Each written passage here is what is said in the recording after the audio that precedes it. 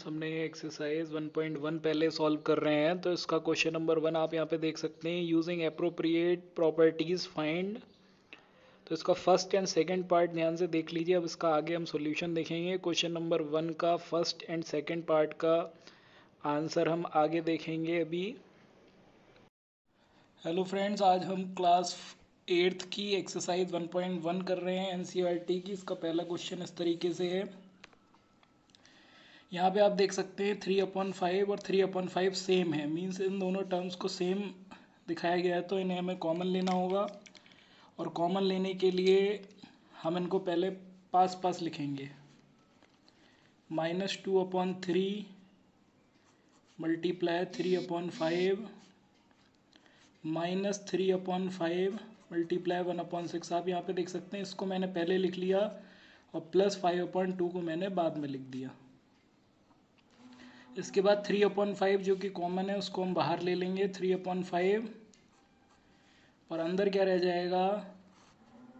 यहाँ पे अगर हमने 3/5 को कॉमन ले लिया तो -2/3 यहाँ पे रह गया और यहाँ पे -1/6 बचेगा, क्योंकि 3/5 ऑलरेडी हम बाहर ले चुके हैं। और पीछे +5/2 हो जाएगा। जब भी हम इस तरीके से कॉमन लेते हैं, बाहर उसको निकालते हैं, तो ये जो प्रॉपर्टी होती है डिस्ट्रीब्यूटिव प्रॉपर्टी कही जाती है। तो हम यहाँ पे लिखेंगे डिस्ट्रीब्यूटिव प्रॉपर्टी। इसके बाद इसको सॉल्व किया जाएगा। 3/5 मल्टीप्लाई, अब यहाँ पे 3 और 6 है जिसका एलसीएम 6 होगा। और 3 हाउ मैनी ज़ा 6 होता है, तो 2 ज़ा होता है, तो -2 × 2 करेंगे। और यहाँ पे 1 × 1 करेंगे, क्योंकि 6 6 से डिवाइड होता है तो 1 आता है, 3 6 से डिवाइड होता है तो 2 आता है। तो इसकी मल्टीप्लाई 2 से, इसकी मल्टीप्लाई 1 से, जैसा कि आप सब जानते हैं ऑलरेडी। इसके बाद आप यहाँ पे देख सकते हैं कि -2 2 ज़ा होता है, -4 -1 1 ज़ा 1, तो /6 लिखेंगे। फिर माइनस माइनस प्लस हो जाता है, तो -4 क्या हो जाएगा, -5, क्योंकि माइनस माइनस प्लस हो जाता है, तो 4 और 1 5 हो गया और ये -5/6 हो गया। माइनस का साइन इसलिए आया है क्योंकि जब भी माइनस के आपस में प्लस हो जाते हैं तो साइन माइनस का ही आता है। अब ये मल्टीप्लाई में है तो ये कट सकता है, यहाँ पे -1 बचेगा, यहाँ 1 बचेगा। ये 3 1 ज़ा 3 और 3 2 ज़ा 6 हो गया। आप यहाँ पे देख सकते हैं -1/2 रह गया। और ये 5/2 जो कि इसके साथ चल रहा था ऑलरेडी।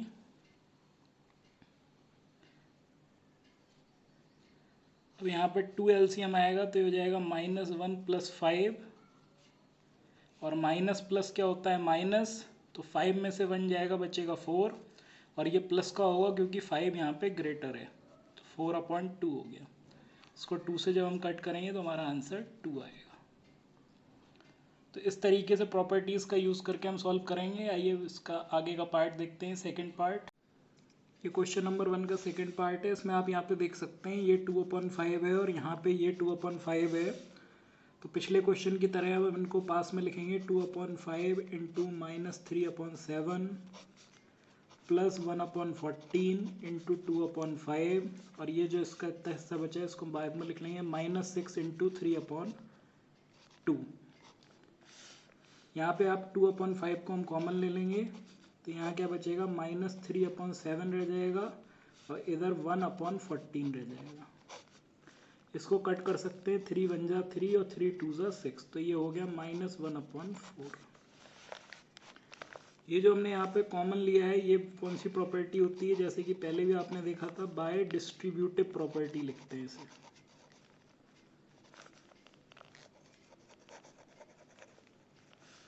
डिस्ट्रीब्यूटिव प्रॉपर्टी, जब भी ऐसे कॉमन लेते हैं तो उसे डिस्ट्रीब्यूटिव प्रॉपर्टी कहा जाता है।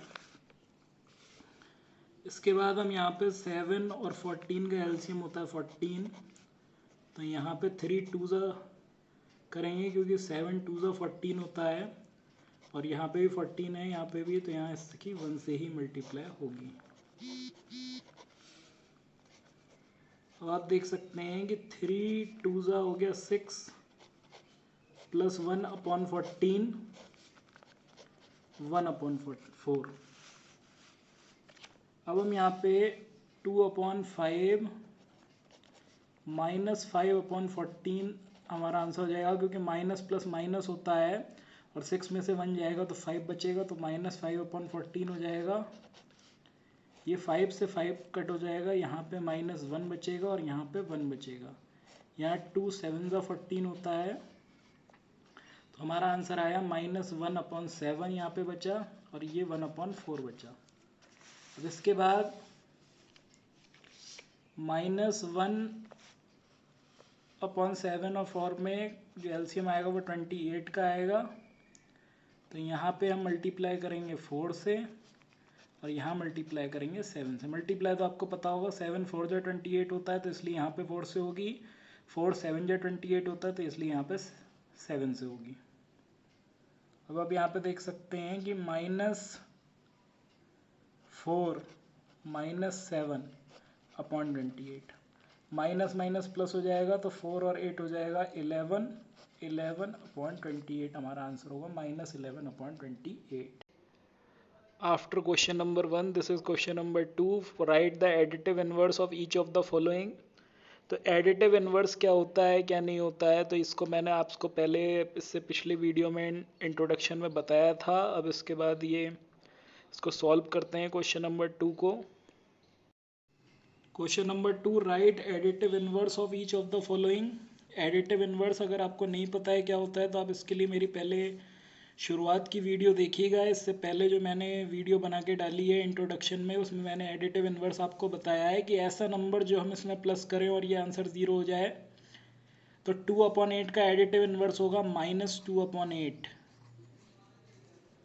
तो ये -2/8 क्यों होगा, क्योंकि अगर 2/8 में हम -2/8 प्लस करेंगे तभी तो 0 बनेगा।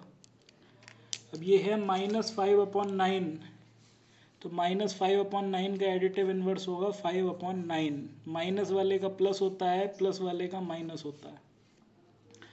आप यहाँ पे देखिए -6/5 -6 और -5, ये माइनस माइनस आपस में कट हो सकते हैं, तो इसलिए इनका एडिटिव इन्वर्स -6/5 होगा, क्योंकि ये तो प्लस का 6/5 हो गया, इसलिए इनका एडिटिव इन्वर्स -6/5 होगा।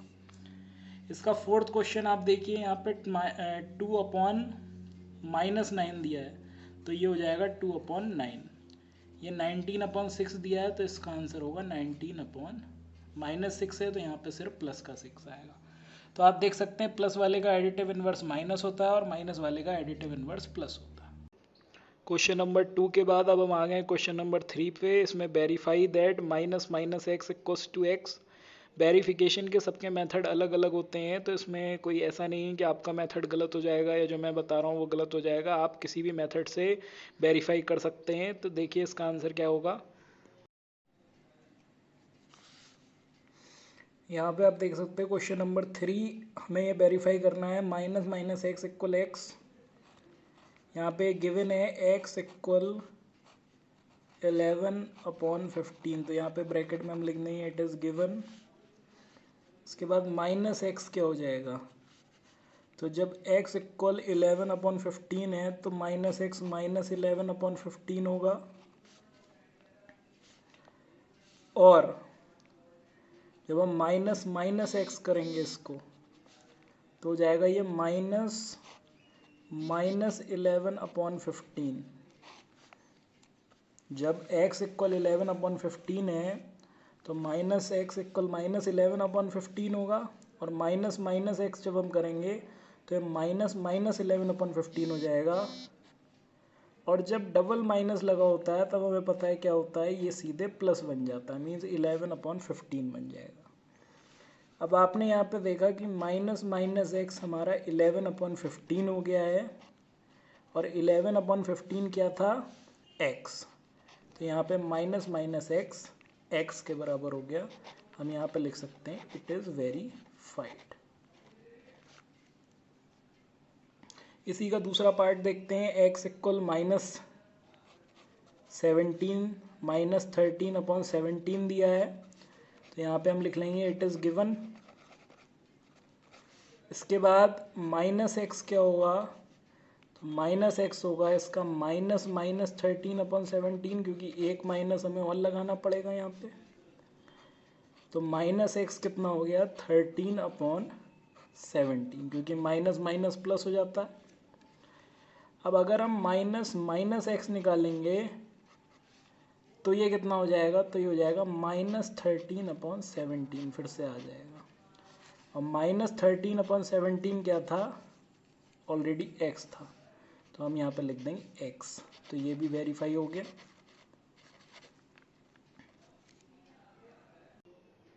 Question number 4, right the multiplicative inverse of the following.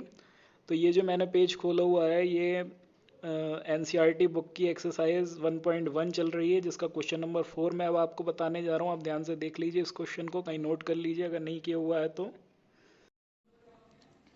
Multiplicative inverse क्या होता है, जब हम इसको रेसिप्रोकली लिखेंगे या फिर इसका रेसिप्रोकल लिखेंगे तो इसका मल्टीप्लिकेटिव इनवर्स होता है।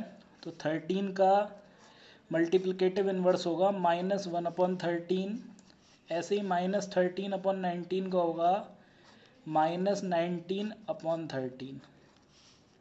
ऐसे ही 1/5 का होगा 5/1, या फिर सिर्फ 5। यहाँ पे इस तरीके के क्वेश्चंस में हम यहाँ पे लिख सकते हैं -5/8 को हम लिख सकते हैं -8/5, और -3/7 को हम लिखेंगे 7/-3। ये इसका रेसिप्रोकल होगा। इसी के साथ -1 का रेसिप्रोकल -1 ही रहता है। -1/1 भी लिखा जा सकता है, -1 भी लिखा जा सकता है। और -2/5 को -5/2 लिख देंगे। यहाँ पे -1 का रेसिप्रोकल 1/-1 हुआ, मीन्स -1 ही हो गया, जो कि मैंने यहाँ पे डायरेक्टली लिखा है। 1 और -1 ऐसे नंबर्स होते हैं जिनका रेसिप्रोकल सेम रहता है। 1 का रेसिप्रोकल 1, -1 का रेसिप्रोकल -1। क्वेश्चन नंबर 5, जिसमें आपसे पूछा जा रहा है name the property under multiplication used in each of the following, कि कौन सी प्रॉपर्टी का यूज़ किया गया है इसमें, तो इसको आपको बताना है। आगे मैं आपको बताऊंगा कि कौन सी प्रॉपर्टी इसमें लगी हुई है। देखिए आगे क्या कराऊंगा। ये मैंने आपको क्वेश्चन नंबर 1 क्वेश्चन 5 का फर्स्ट पार्ट बताया था, प्रॉपर्टी ऑफ 1 और मल्टीप्लिकेटिव आइडेंटिटी। इसके साथ साथ ये कम्यूटेटिव प्रॉपर्टी भी कही जाती है, क्योंकि यहाँ पे आप देख सकते हैं कम्यूटेटिव प्रॉपर्टी भी बन रही है, तो इसको कम्यूटेटिव प्रॉपर्टी भी लिख सकते हैं। तो ये भी ठीक होगा, ये भी ठीक होगा। आइए अब चलते हैं question number 7, tell what property allow us to compute this.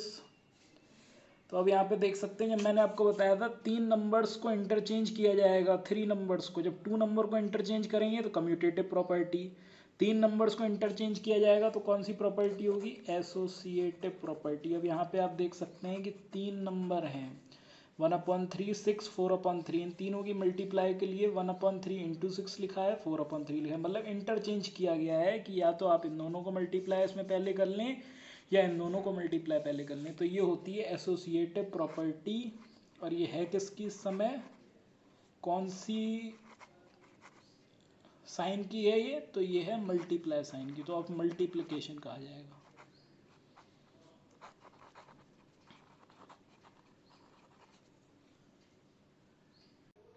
Question number 6, multiply 6/13 by the reciprocal of -7/16। तो वैसे तो ये बहुत ही इजी क्वेश्चन है, लेकिन इसका सोल्यूशन प्रॉपरली किस तरीके से दिखाया जाएगा, किस तरीके से लिखा जाएगा, देखिए आगे कैसे कर रहे हैं हम। इस क्वेश्चन में आप देख सकते हैं multiply 6/13 by the reciprocal of -7/16। इसको हमें निकालना है कि 6/13 की मल्टीप्लाई इसके रेसिप्रोकल से करनी है। तो हम यहाँ पे पहले लिखेंगे 6/13। इसके बाद मल्टीप्लाई लगाएंगे और इसके रेसिप्रोकल से मल्टीप्लाई करनी है हमें। तो रेसिप्रोकल ऑफ -7/16 क्या होगा, तो यहाँ पे लिख लो पहले, रेसिप्रोकल ऑफ -7/16। तो 6/13 मल्टीप्लाई रेसिप्रोकल क्या होगा इसका 16/7, और माइनस को ऊपर ही रखेंगे। इसकी मल्टीप्लाई कर दीजिए, 16 6 होता है 96 और 13 7 होता है 91। तो इसका आंसर आएगा -96/90। Question number 7, tell what property allow you to compare 1/3 multiply 6 multiply 4/3 as 1/3 multiply 6 multiply 4/3। ये जब तीन नंबर्स का ग्रुप होता है और जो दो नंबर्स का ग्रुप बनाते हैं, तो उस चीज़ में आपको ध्यान रखना है कि कौन सी प्रॉपर्टी हमें लगानी है। इसको आप इंट्रोडक्शन वाली अगर आपने वीडियो देखी तो आसानी से समझ सकते हैं। अगर वो वीडियो आपने अभी तक नहीं देखी तो उसको पहले देखिए फिर ये करिए। ये मैंने आपको क्वेश्चन नंबर 1 क्वेश्चन 5 का फर्स्ट पार्ट बताया था, प्रॉपर्टी ऑफ वन और मल्टीप्लिकेटिव आइडेंटिटी। इसके साथ साथ ये कम्यूटेटिव प्रॉपर्टी भी कही जाती है, क्योंकि यहाँ पे आप देख सकते हैं कम्यूटेटिव प्रॉपर्टी भी बन रही है, तो इसको कम्यूटेटिव प्रॉपर्टी भी लिख सकते हैं। तो ये भी ठीक होगा, ये भी ठीक होगा। आइए अब चलते हैं question number 7, tell what property allow us to compute this. तो अब यहाँ पे देख सकते हैं, जब मैंने आपको बताया था 3 नंबर्स को इंटरचेंज किया जाएगा, 3 नंबर्स को, जब 2 नंबर को इंटरचेंज करेंगे तो कम्यूटेटिव प्रॉपर्टी, 3 नंबर्स को इंटरचेंज किया जाएगा तो कौन सी प्रॉपर्टी होगी, एसोसिएटिव प्रॉपर्टी। अब यहाँ पे आप देख सकते हैं कि 3 नंबर हैं, 1/3 6 4/3, इन तीनों की मल्टीप्लाई के लिए 1/3 इंटू 6 लिखा है, 4/3 लिखा है, मतलब इंटरचेंज किया गया है कि या तो आप इन दोनों को मल्टीप्लाई इसमें पहले कर लें या इन दोनों को मल्टीप्लाई पहले कर लें। तो ये होती है एसोसिएटिव प्रॉपर्टी। और ये है किसकी, इस समय कौन सी साइन की है ये, तो ये है मल्टीप्लाई साइन की, तो अब मल्टीप्लिकेशन कहा जाएगा।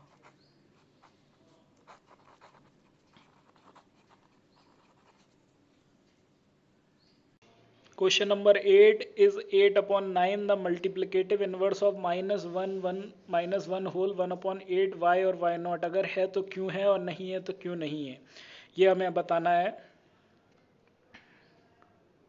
क्वेश्चन नंबर 8 देखिए, 8/9 the multiplicative inverse of -1 whole 1/8 y और y नॉट की है या नहीं है, और है तो क्यों है। अब हमें पता है मल्टीप्लिकेटिव इनवर्स जो होते हैं वो अगर आपस में मल्टीप्लाई की जाए तो वो आंसर उनका 1 हो जाता है।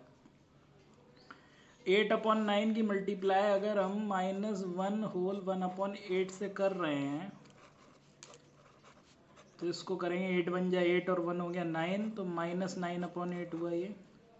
इसमें देखिए इससे सिर्फ काटेंगे -1 बचेगा, इसको इससे काटेंगे 1 बचेगा, तो हमारा आंसर -1 आ रहा है। तो इसमें ये 1 नहीं आ रहा है, यहाँ पे ये 1 नहीं आ रहा है, इस वजह से हम लिखेंगे no, it is not a multiplicative inverse. क्योंकि अगर ये 1 आ जाता तो ये मल्टीप्लिकेटिव इनवर्स होता, अगर ये 1 नहीं आएगा तो ये मल्टीप्लिकेटिव इनवर्स नहीं होगा। यहाँ पे -1 आया इसलिए ये नहीं। बात क्वेश्चन नंबर 9 देखिए, is 0.3 the multiplicative inverse of 3 whole 1/3 y और y नॉट। अगर है तो क्यों है, नहीं है तो क्यों नहीं है। इसका रीज़न भी, इसका विद सॉल्यूशन हमको बताना है। तो इसमें आगे आप वीडियो में देखिए कि आगे किस तरीके से इसका मैंने सॉल्यूशन बताया है। जैसा कि हमने क्वेश्चन नंबर 8 में किया वैसे ही क्वेश्चन नंबर 9 भी सेम है कि 0.3 मल्टीप्लिकेटिव इनवर्स है या नहीं 3 होल 1/3 का। अगर है तो क्यों है, ना नहीं है, हम फिर से यहीं पे यही प्रोसेस करेंगे, 0.3 मल्टीप्लाई 3 होल 1/3 करेंगे।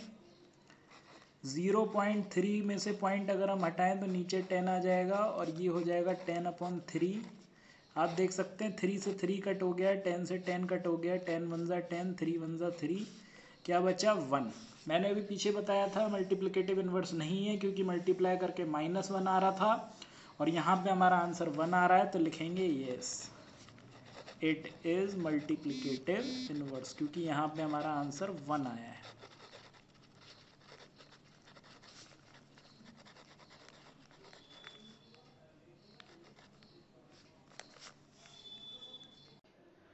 Question number 10, write the rational number that does not have a reciprocal, the rational numbers that are equal to their reciprocals और the rational number that is equal to its negative।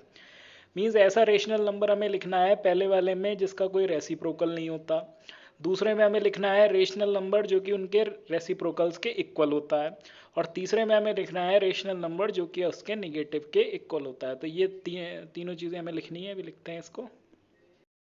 Question number 10 आप यहाँ पे देखिए, the rational number that does not have a reciprocal. तो zero एक ऐसा rational number होता है जिसका रेसिप्रोकल नहीं होता, क्योंकि अगर हम जीरो का रेसिप्रोकल करेंगे तो 1/0 बन जाएगा, और जीरो कभी भी डिवाइड में नहीं आ सकता, अपॉन में नहीं आ सकता, डिनोमिनेटर में नहीं आ सकता। इसके बाद सेकेंड पार्ट जो इसका है वो है rational number that are equal to its reciprocals. तो ऐसा रेशनल नंबर जो कि उसके रेसिप्रोकल के इक्वल होगा। तो 1 का अगर हम रेसिप्रोकल करेंगे तो 1 ही आएगा, 1/1 इज इक्वल टू 1, और -1 का अगर हम रेसिप्रोकल करेंगे तो वो भी -1 ही आएगा। इसके बाद इसका थर्ड पार्ट देखते हैं, the rational number that is equal to its negative. तो जीरो एक ऐसा रेशनल नंबर होता है जो अपने निगेटिव के भी इक्वल होता है, तो यहाँ पे ये जीरो लिख दिया जाएगा। 11th क्वेश्चन है fill ups. Zero has dash reciprocals, the numbers dash and dash are their own reciprocals. The reciprocal of -5 is the reciprocal of 1/x where x not equals to 0 is the product of two rational number is always a, और the reciprocal of a positive rational number है। चलिए अब इसके answer देखते हैं कि question number 11 Philips के answer क्या क्या है। क्वेश्चन नंबर 11 जो है फिलिप्स, जीरो हैज़, अभी पीछे मैंने आपको बताया जीरो हैज़ नो रेसिप्रोकल, उसका कोई भी रेसिप्रोकल नहीं होता। Question number 2, the numbers dash and dash are their own reciprocals. तो 1 और -1 ये खुद में ही रेसिप्रोकल्स होते हैं, और द रेसिप्रोकल ऑफ -5 का रेसिप्रोकल होता है -1/5। द रेसिप्रोकल ऑफ 1/x, तो 1/x का रेसिप्रोकल होगा x। The product of two rational number is always a rational number. Closure property बताई थी मैंने आपको कि जब दो नंबर ऐड होते हैं तब भी एक रेशनल नंबर बनता है, और जब दो नंबर मल्टीप्लाई होते हैं तब भी रेशनल नंबर ही आता है।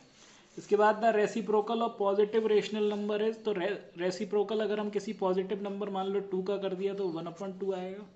ये भी पॉजिटिव है, ये भी पॉजिटिव है, तो हम यहाँ पे लिखेंगे इज पॉजिटिव।